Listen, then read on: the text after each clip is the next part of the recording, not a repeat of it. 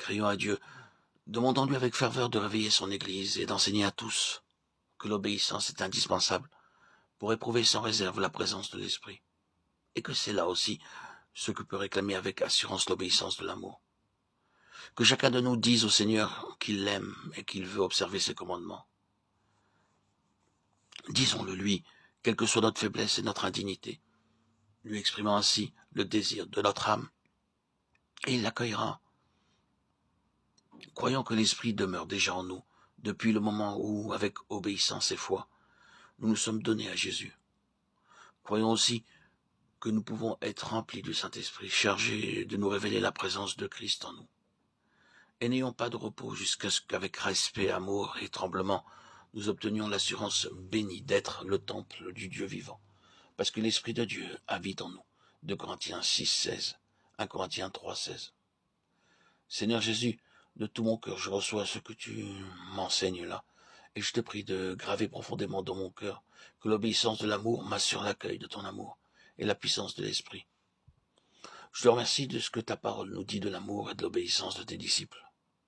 Ils étaient encore loin d'être parfaits, puisque tous t'abandonnèrent, mais tu les as tous couverts du manteau de ton amour, disant d'eux, l'esprit est prompt, mais la chair est faible. Marc 14, 38. Et tu les as reçus faibles comme ils étaient, mon Sauveur. De tout mon cœur, je te dis, je t'aime, et je voudrais observer chacun de tes commandements. De nouveau, je m'abandonne à toi. Tu vois qu'au fond de mon cœur, tout mon désir est de faire ta volonté, comme on le fait au ciel. Veuille me faire écouter avec humiliation chaque reproche de ma conscience. Veuille me faire obéir sans réserve à tout moment de ton esprit. C'est dans ta mort que je place ma volonté et ma vie propre, afin que la vie de ton Saint-Esprit qui demeure en moi devienne ma vie. Amen. Quand Dieu commanda à Israël de lui faire un sanctuaire pour qu'il pût habiter au milieu d'eux, il dit à Moïse, vous ferez le tabernacle et tous ses ustensiles d'après le modèle que je vais te montrer, Exode 25, 8.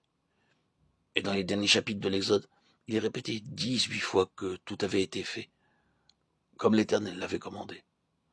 Ce fut cette demeure-là, bâtie d'après le modèle qu'il avait donné, et qui était la parfaite expression de sa volonté que Dieu vint habiter. C'est donc la volonté de Dieu exécutée par l'homme qui prépare une demeure à Dieu. Il vient habiter dans le cœur obéissant de son enfant. Dans le tabernacle, c'était l'arche, contenant l'étape de la loi qui représentait le trône de Dieu, le siège de sa miséricorde. C'est aussi à l'esprit renouvelé qui connaît les commandements de Dieu et qui les garde que le Seigneur révèle directement sa présence. Pour que Dieu pût habiter le tabernacle, il fallut commencer par le construire. Pour cela, il fallut du temps et des sacrifices de la part du peuple. Et toi, croyant qui demande que Jésus se révèle à toi, regarde au-dedans de toi. Vois si ton cœur est préparé à lui servir de temple. Ta conscience te rend-elle le témoignage que de tout ton cœur tu cherches à connaître et à faire la volonté de ton Dieu?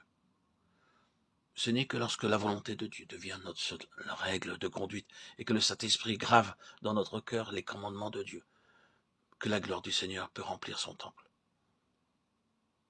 Si vous voulez que la présence de l'Esprit devienne en vous une réalité bénie, conservez une conscience bien nette, que chaque jour elle vous rende le témoignage que vous êtes conduit avec sainteté et pureté devant Dieu, selon la grâce de Dieu. 2 Corinthiens 1, 12.